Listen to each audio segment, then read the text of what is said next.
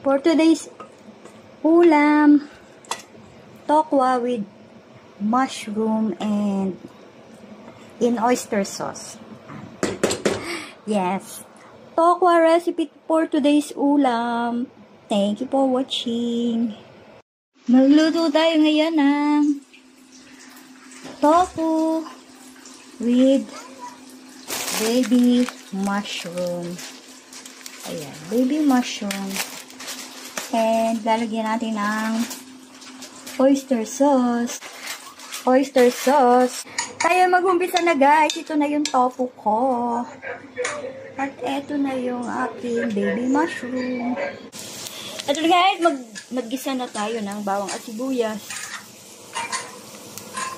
Ilagay na natin ang ating tokwa. Ayan. Ilagay natin ang pampasarap. Ilagay natin toyo.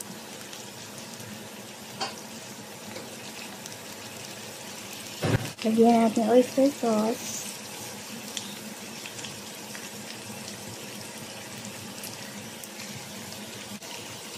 Lagyan natin ng brown sugar. Lagyan natin ng cornstarch. Ayan, ito na yung sabaw na cornstarch.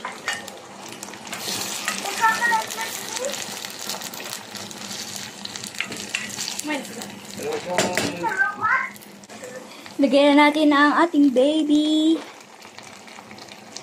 mushroom. Ayan.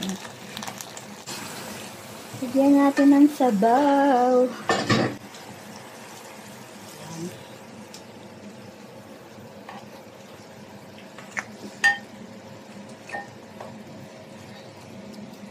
Hintayin natin maging sticky. Lagyan natin ng paminta. Lagyan natin ng spring onion at luto na ang ating tokwa. Ayan.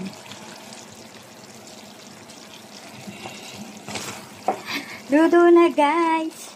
Let's eat.